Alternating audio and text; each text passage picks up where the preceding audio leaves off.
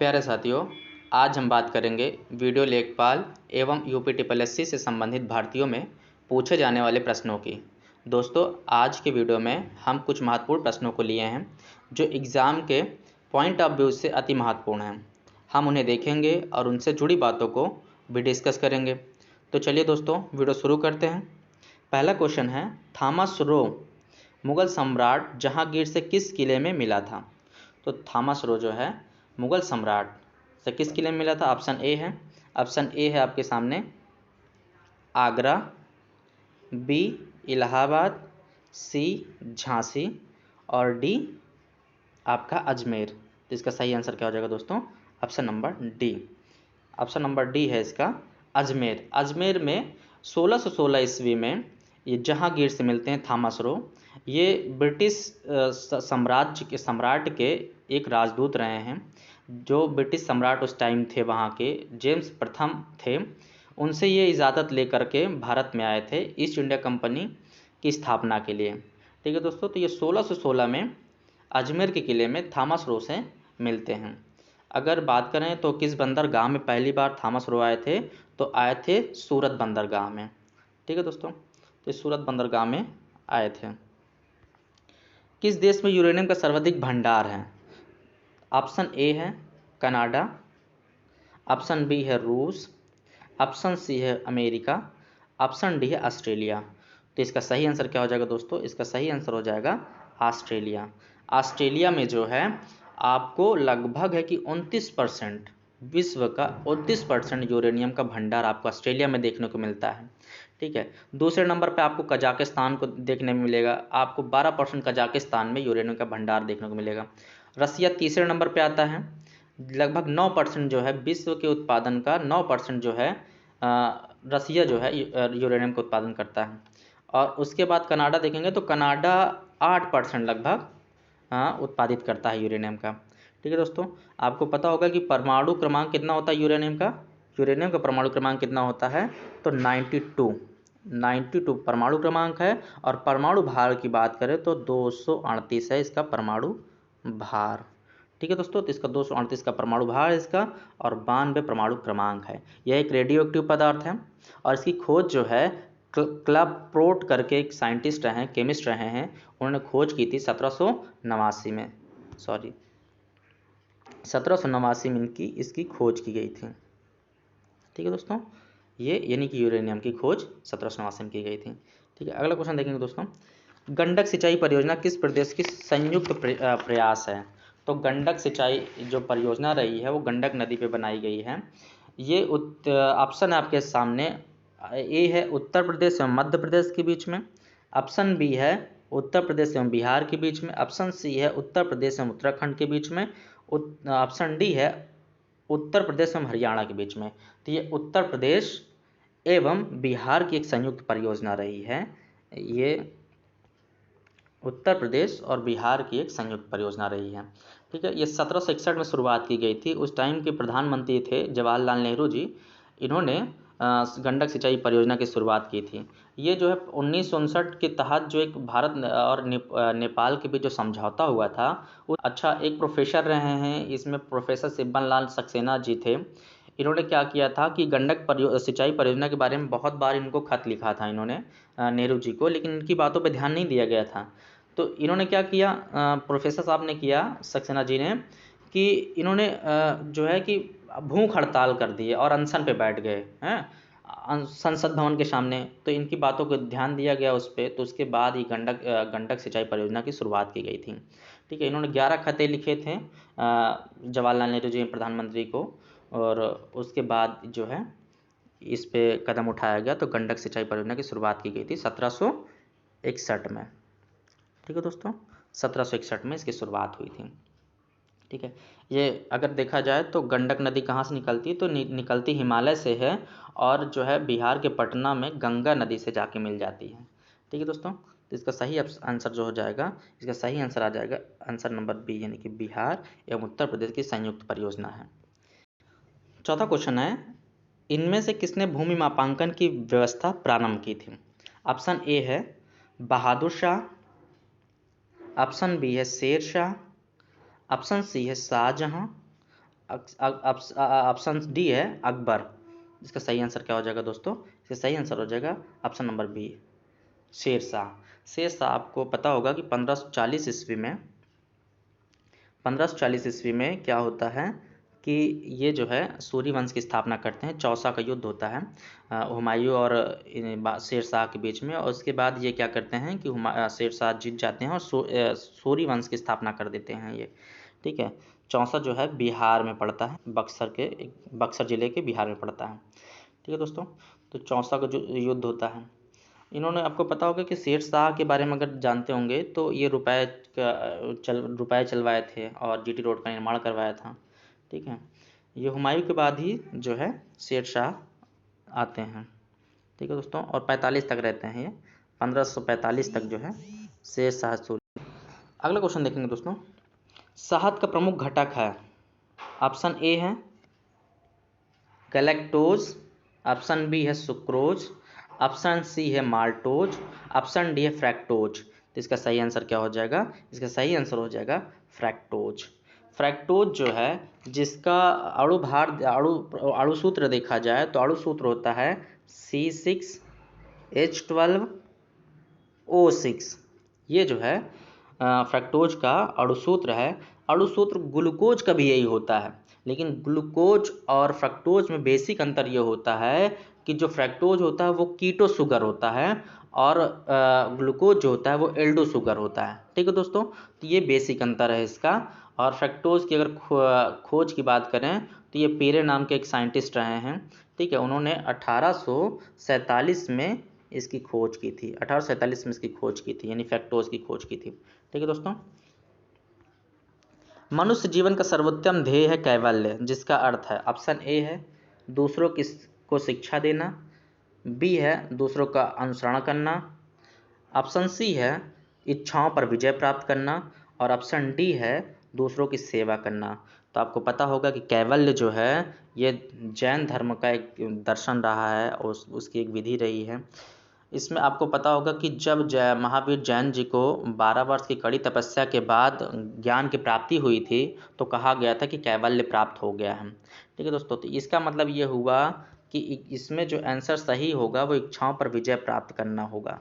ठीक है दोस्तों, तो सही आंसर इच्छाओं पर प्राप्त करना होगा। आप ये जैन धर्म से संबंधित है। महावीर अगर बात करें कि महावीर जो है वो आपको पता होगा कि जैन धर्म के 24वें तीर्थंकर रहे हैं। ठीक है दोस्तों, इनके जन्म की बात करें अगर तो 599 में इनका जन्म होता है, 599 में जन्म होता है, जो कि वैशाली गणराज्य था, गणराज्य थी यानी कि कई राज्यों का एक गढ़ था, उसमें कुंडग्राम में होता है इनका जन्म। ठीक है दोस्तों, 1599 ईसा पूर्व में। ठीक है, और इनकी मृत्यु जो होती है पावापुरी में होती है और 427 ईसा पूर्व के आसपास इनकी मृत्यु हो जाती है। ठीक है दोस्तों, एक इसमें जैन धर्म में एक बात आती है सल्लेखना की। सल्लेखना क्या होता है ना कि सल्लेखना में उपवास के द्वारा, यानी आदमी खाना नहीं खाता है, उसके द्वारा अपने शरीर का त्याग कर देता है। ठीक है दोस्तों, तो ये सल्लेखना विधि जैन धर्म से ही संबंधित है। ठीक है, विटामिन शब्द का जनक कौन है? ऑप्शन ए है अलेक्जेंडर फ्लेमिंग, ऑप्शन बी है रॉबर्ट कोच, ऑप्शन सी है एम डेविस, ऑप्शन डी है कासिमिर फंक। तो इसका सही आंसर जो होगा कासिमिर फंक। इसका सही आंसर क्या होगा दोस्तों? Casimir Funk. विटामिन, आप जानते होंगे कि विटामिन जो है दो अगर वर्गों में बांटा जाए तो दो तरीके से बांटा जा सकता है। एक वसा में घुलनशील विटामिन और दूसरा जल में घुलनशील विटामिन। अगर वसा में घुलनशील विटामिन की बात करें तो वसा में जो घुलनशील विटामिन है वो ए है, डी है, ई है और के है। ये वसा में घुलनशील विटामिन है, वसा में। ठीक है दोस्तों, ये वसा में घुलनशील विटामिन है। और अगर बात करें जल में घुलनशील विटामिन, तो जल में घुलनशील जो विटामिन है वो बी और सी है। बी और सी जो है जल में घुलनशील विटामिन है। ठीक है दोस्तों, तो इसका सही आंसर क्या हो जाएगा? इसका सही आंसर हो जाएगा कासिमिर फंक जो है ये विटामिन शब्द के जनक रहे हैं। इनमें से किसने अकबर की धार्मिक नीति की आलोचना की? तो धार्मिक नीति की आलोचना किसने की? ऑप्शन ए है फैजी, ऑप्शन बी अबुल फजल, option C Badaun, option D इनमें से कोई नहीं। तो इसका सही आंसर क्या हो जाएगा दोस्तों? इसका सही आंसर हो जाएगा बदायूनी। बदायूं जो है वो फारसी भाषा मूल के भारतीय इतिहासकार एवं अनुवादक रहे हैं, यानी कि ये इतिहासकार भी रहे हैं और एक ट्रांसलेटर भी रहे हैं। ठीक है, ये फारसी भाषा के थे, यानी लेकिन फारसी भाषा के थे लेकिन थे भारतीय ही। ठीक है दोस्तों, तो बात करेंगे कि ये जो है अकबर ने इन्हें जो है अपने दरबार में 1574 ईस्वी में इस्लाम धर्म के अधिकारी और सलाहकार के रूप में नियुक्त किया था इनको। ठीक है, और इनको ये विरोध करते थे इस बात उनकी धार्मिक नीति का, अकबर की धार्मिक नीति का, क्योंकि इनको लगता था कि अकबर जो है बीरबल की बात मान करके सूर्य और अग्नि की पूजा कर रहे हैं, और उनके ही मुताबिक जैसे इन्होंने कहा कि बीरबल के प्रभाव में आकर के अकबर ने जल, पत्थर, पेड़ और सभी प्राकृतिक तत्वों की पूजा करने लगे थे। बात यहाँ तक की थी कि गाय के सामने ये झुककर नमन भी करते थे। ठीक है दोस्तों, तो इस तरह से उनकी विचारधाराओं को, अकबर की विचारधाराओं का विरोध करते थे। उनकी धार्मिक जो नीति रही उनका विरोध बदायूं करते रहे हैं। ठीक है दोस्तों, भारत में रजत क्रांति किससे संबंधित है? ऑप्शन ए है चांदी का उत्खनन से, ऑप्शन बी है अंडा और चिकन का उत्पादन से, ऑप्शन सी है कपास का उत्पादन से, ऑप्शन डी है स्वच्छ पेयजल का बोतलीकरण से। तो इसका सही आंसर क्या हो जाएगा दोस्तों? इसका सही आंसर हो जाएगा अंडा और चिकन के उत्पादन से। ठीक है दोस्तों, इसको सिल्वर रेवोल्यूशन के नाम से भी जाना जाता है। अंडा चिकन, यानी कि ये जो अंडा और चिकन का उत्पादन है, इंदिरा गांधी ने इसकी जो है इस क्रांति की शुरुआत की थी। उन्होंने इसका जो है प्लान बनाया था, नीति बनाई थी इसके परिप्रेक्ष्य में। इसका क्या मतलब था कि इसमें इसके द्वारा जो था इनका मकसद जो रहा, उद्देश्य रहा है कि 5 बड़े कुक्कुट फार्म खोलने की योजना बनाई थी इन्होंने, जिसमें से बंगलौर, मुंबई, भुवनेश्वर, दिल्ली और शिमला में कुक्कुट फार्म का जो एस्टेब्लिशन किया जाए, ये उनकी जो मकसद रहा है। और इसका एक मकसद ये था कि उन्नत नस्ल की मुर्गियों को आयात किया जाए और उनको हाइब्रिड किया जाए, जिससे क्या होगा कि उनकी पैदावार, अंडे देने की पैदावार ज़्यादा हो जाए और दूसरी चीज़ें कि जल्दी बड़ी हो जाएं। ठीक है, यानी कि उनकी नस्ल को भी सुधारने की बात की गई थी। आपको पता होगा कि ये इस तरह की जो रेवोल्यूशन रही हैं, चाहे वो हरित क्रांति रही हैं, श्वेत क्रांति रही हैं, पीली क्रांति रही हैं, भूरी क्रांति रही हैं, नीली क्रांति रही हैं, इन सब का मकसद रहा है, यानी कि इनकी बढ़ावा देने के लिए इस तरह की क्रांतियाँ चलाई गई थीं। ठीक है, जैसे आपको पता होगा कि ये कुछ प्रमुख रही हैं, जैसे श्वेत क्रांति, हाँ, दूध का उत्पादन ज़्यादा बढ़ाने के लिए ये क्रांति चलाई गई थी। इसके जो जनक रहे हैं वो डॉक्टर वर्गीस कुरियन रहे हैं।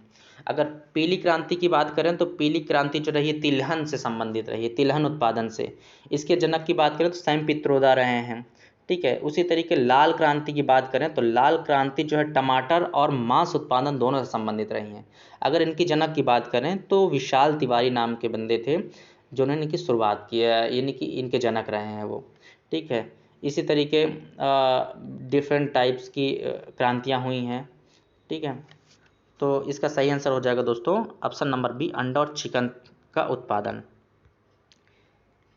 1 हार्स पावर बराबर होता है, 1 हार्स पावर जो है, एक शक्ति का मात्रा का हार्स पावर बताना है आपको कि ये कितने वाट के बराबर होता है। ऑप्शन ए है 700 वाट, ऑप्शन बी है 746 वाट, ऑप्शन सी है 750 वाट, ऑप्शन डी है 800 वाट। तो इसका सही आंसर क्या हो जाएगा दोस्तों? इसका सही आंसर हो जाएगा 746 वाट। सही आंसर क्या हो जाएगा? 746 वाट। यानी कि अगर एग्जैक्ट रूप से देखा जाए तो ये होता है 745.7 वाट। ठीक है दोस्तों, 745.7 वाट एग्जैक्टली होता है ये जो प्रणाली रही है, ये मात्रक जो रहा है, इसका बहुत ही कम ही देशों में यूज हुआ है। केवल कुछ ही देश हैं, जैसे कि ऑस्ट्रेलिया है, दक्षिण अफ्रीका है, इसमें ये हार्स पावर जो है ये इस यूनिट का यूज किया जा रहा है, और जल्दी किसी देश में नहीं इस प्रणाली का यूज देखने को मिलता है। मिट्टी का कटाव सर्वाधिक किस प्रकार की मिट्टी में होता है? ऑप्शन ए है बलुई मिट्टी, ऑप्शन बी है सिल्ली मिट्टी, ऑप्शन सी है मटियार मिट्टी, और ऑप्शन डी है उपयुक्त सभी। तो इसका सही आंसर क्या हो जाएगा दोस्तों? इसका सही आंसर हो जाएगा बलुई मिट्टी। बलुई मिट्टी की बात करें तो बलुई मिट्टी में यह एक प्रकार का मिश्रण होता है। क्या होता है? ये मिक्स होता है। ये मिक्स होता है 2-3 चीज़ों का, जिसमें गाद होता है 28%, गाद कितना होता है दोस्तों? 28% गाद होता है। ठीक है, अगर रेत की मात्रा की बात करें तो रेत होता है लगभग 52% से कम, 52% से कम होता है रेत इसमें। ठीक है दोस्तों, और अगर मिट्टी की बात करें तो मिट्टी 7 से 27% तक होती है। मिट्टी जो है 7 से 27% तक होती है, यानी कि यह 3 चीज़ों का मिश्रण है, गाद, रेत और मिट्टी। ठीक है, तो बलुई मिट्टी। अगर बलुई मिट्टी में पैदावार की बात करें तो प्रमुख फसलें इसमें पैदा होती हैं, जैसे गन्ना हो गया है, गेहूँ हो गया है, धान हो गया है, आलू हो गया है, सब्जी है, ज्वार है, इस तरह की फसलें इसमें होती हैं। और ये अगर भारत की बात करें कहाँ पाई जा रही है, तो भारत में गुजरात है, महाराष्ट्र है, मध्य प्रदेश है, आंध्र प्रदेश में बलुई मिट्टी मिलती है। ठीक है दोस्तों, और इसके पीएच मान की बात करें तो लगभग 7.5 से 8.5 तक होता है, यानी कि ये साल्टी मिट्टी है, यानी कि क्षारीय मृदा होती है ये। ठीक है दोस्तों, इसका सही आंसर जो है वो है बलुई मिट्टी, option number A.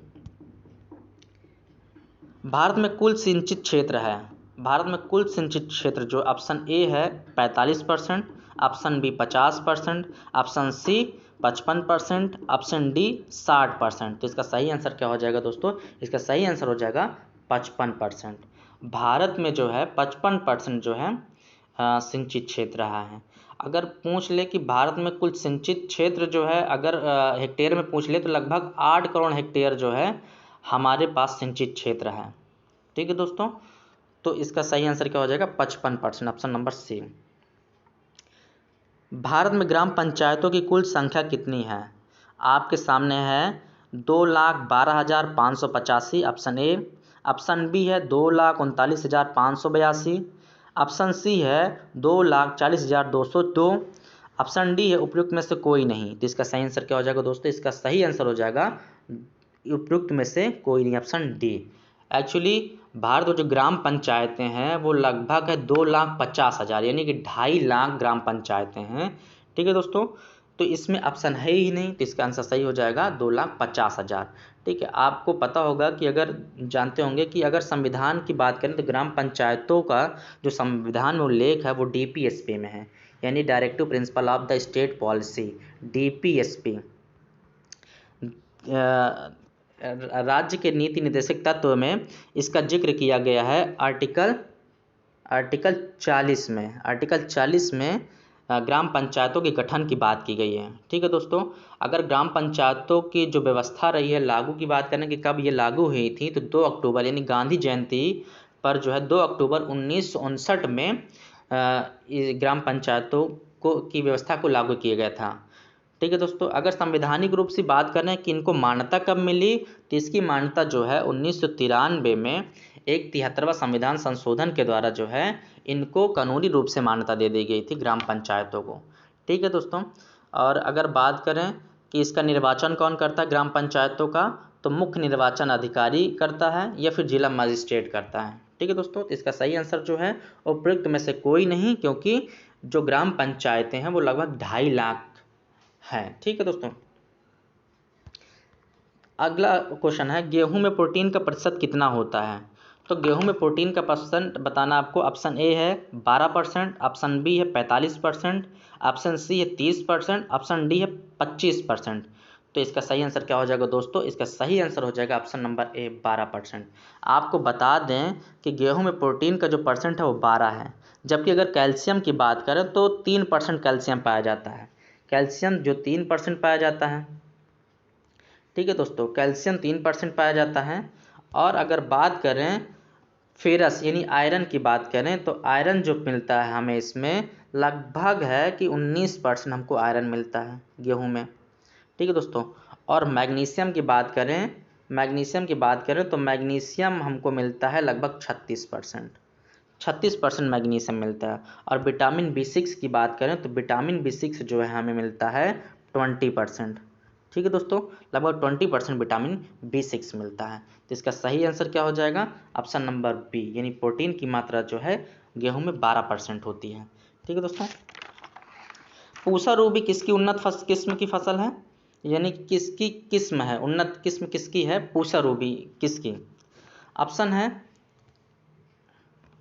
Option A है बैगन, ऑप्शन बी है टमाटर, ऑप्शन सी है फूल गोभी, ऑप्शन डी है बंद गोभी। तो इसका सही आंसर क्या हो जाएगा? टमाटर, ऑप्शन नंबर बी। टमाटर जो है ये एक देसी किस्म है टमाटर की, पूसा रूबी। ये इस तरह से और भी इसकी जो है किस्म रही हैं, देसी किस्में रही हैं, जैसे कि पूसा शीतल, पूसा 120, पूसा रूबी, पूसा गौरव, अर्का विकास, अर्का सौरभ, सोनाली। ये इसकी देसी जो है किस्में हैं, ये देसी किस्में हैं। ठीक है दोस्तों, अगर हम बात करें हाइब्रिड किस्में की बात करें तो Pusa hybrid 1, Pusa hybrid 2, Pusa hybrid 4 ये इसकी हाइब्रिड किस्म रही हैं।